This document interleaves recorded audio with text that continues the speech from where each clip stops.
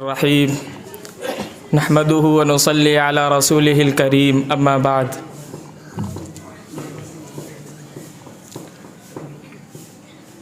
محترم بزرگوں، اساتذہ کرام، عزیز ساتھیوں، ہندوستان کی تاریخ میں یوم جمہوریہ اور یوم آزادی یہ ہندوستان کے ہر ناگرک کے لیے، خواہ وہ کسی بھی مذہب سے تعلق رکھنے والے ہوں، ہندوستان جو کہ کہلاتا ہے کہ پرانے دور میں اور قدیم زمانے میں ہندوستان کی جو روایت اور جو تاریخ رہی ہے کہ ہندوستان سونے کی چڑیا بھی کہلایا اپنے وقت میں اور امن و شانتی کا گہوارہ بھی کہلایا، اس وجہ سے کہ ہندوستان میں بلا تفریق مسالک اور بلا تفریق مذاہب تمام لوگ، ہندو ہوں، مسلم ہوں، سکھ ہوں، عیسائی ہوں، کرسچن ہوں، کسی بھی معاشرے کے لوگ ہوں، ہر آدمی اپنے اپنے اعتبار سے اور اپنے اپنے حقوق کے لیے یہاں پر رہ رہا، اور ہندوستان کے قانون نے، ہندوستان کے آئین نے اس طرح سے رہنے کا اسے حق دیا۔ ہندوستان کی تاریخ میں یوم جمہوریہ اور یوم آزادی یہ ایک ایسا عظیم نمونہ ہے جو ہمارے اسلاف کی قربانیوں کے بعد ہمیں ملا ہے، لیکن افسوس ہے کہ ہمارے اسلاف نے جو قربانیاں دے کر، ہمارے اسلاف نے جن صعوبتوں اور مصیبتوں کو برداشت کر کے یہ دن ہمیں فراہم کیے ہیں، ہم نے اس کی قدر، ہم نے ان کی قربانیاں اور ہم نے ان کا ایثار، ہم نے ان کی وفا ساری چیز بھلا دی۔ انہوں نے لڑائی لڑی تھی اپنی آنے والی نسلوں کے لیے، انہوں نے لڑائی لڑی تھی انگریز حکومتوں سے اس لیے کہ ہندوستان میں ہر مذہب کا رہنے والا، ہر مذہب کا بسنے والا اپنے اعتبار سے آزادی کے ساتھ زندگی گزار سکے، اس لیے لڑائی لڑی تھی۔ یوم جمہوریہ کا یہ جو دن ہے 26 جنوری کا، یہ کسی خاص مذہب کا نہیں ہے، یہ صرف ہندوؤں کا نہیں ہے، یہ صرف مسلمانوں کا نہیں ہے، عیسائیوں کا نہیں، ہندوستان میں رہنے والے ہر ناگرک کا اور ہر شخص کا یہ حق ہے کہ اس دن میں خوشی منائے، اپنے جذبات کا اظہار کرے، اسلاف کی قربانیوں کو یاد کرے، ہر رہنے والے کا یہ حق ہے۔ اس لیے کہ یہ راحت اندوری کا بڑا مشہور شعر ہے کہ سبھی کا خون ہے شامل یہاں کی مٹی میں، کسی کے باپ کا ہندوستان تھوڑی ہے۔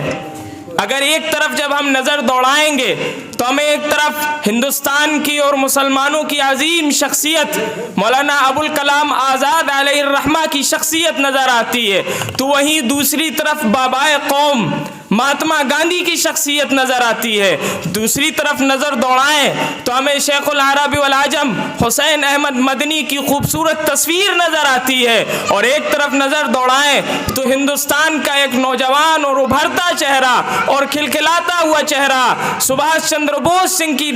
شکل میں نظر آتا ہے، بھگت سنگھ کی شکل میں نظر آتا ہے۔ اسی کے علاوہ الطاف حسین حالی، فضل حق خیر آبادی، حسرت موہانی جیسے لوگ بھی نظر آتے ہیں۔ اس مٹی میں کسی ایک قوم کے ماننے والے، کسی ایک مذہب کے ماننے والے کا خون شامل نہیں ہے، بلکہ یہ ملک، اگر میں حقیقی طور پہ کہوں، یہ ہمارا نہیں ہے،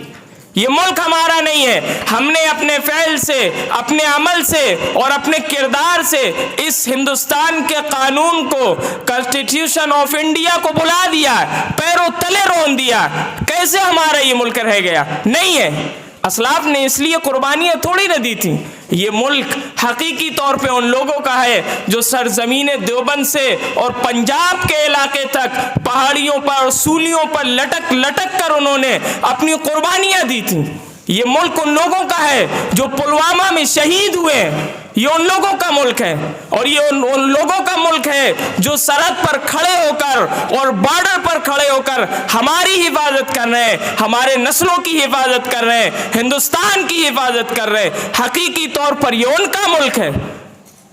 بارڈر پر کھڑے ہونے والے، سرحد پر کھڑے ہونے والے ہر فوجی نوجوان دشمن کی یلغار کا ہر وقت نشانہ رہتے ہیں۔ حقیقی طور پر یہ ان کا ملک ہے، ہمارا ملک نہیں ہے۔ ہم تو اس ملک کے اندر نفرت پھیلا رہے ہیں، نفرت کے بیج بو رہے ہیں، فساد پھیلا رہے ہیں، قانون کو روند رہے ہیں۔ ہمیں یہ یاد کرنا چاہیے کہ کس طرح سے ہمارے اسلاف نے ہمیں یہ دو عظیم نگینے دیے ہیں، یہ دو عظیم دن جو ہمیں عطا کیے ہیں، اس میں ہمیں اپنے اسلاف کی اور اپنے بزرگوں کی، کسی بھی مذہب کے بزرگ ہوں، کسی بھی قوم کے بزرگ ہوں، ان کی قربانی کو یاد کرنا ہے۔ یہ ایسے نہیں پہنچے ہیں،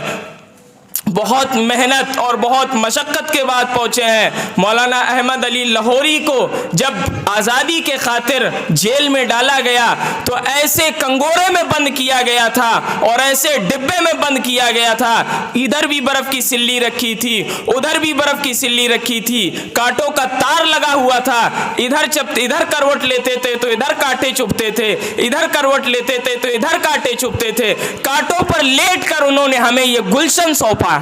یہ گلشن کو اب اچھا بنانے کی، اس کی آبیاری کی اور اس کی آبشاری کی ذمہ داری ہماری ہے کہ ہم اس ملک کو اچھا بنائیں، ہم اس ملک کو محبت بھرا ملک بنائیں، ہم اس ملک کو شانتی اور پرامن والا ملک بنائیں، اور ایک دوسرے کے ساتھ ہمدردی اور غمخواری کا سلوک کریں، ایک دوسرے کے ساتھ پیار و محبت کے ساتھ پیش آئیں، ایک دوسرے کے ساتھ بھائی بھائی جیسا سلوک کریں۔ مذہب اسلام بھی ہمیں یہی سکھاتا ہے، اور ہمارے اسلاف نے بھی مل کر اسی لیے قربانیاں دی تھیں۔ بس اخیر میں دعا ہے کہ اللہ تبارک و تعالی ہم سب کو اس ملک کی حفاظت کرنے کی توفیق عطا فرمائے اور اسلاف کی یادگار کو باقی رکھنے کی توفیق عطا فرمائے۔ وما علینا الا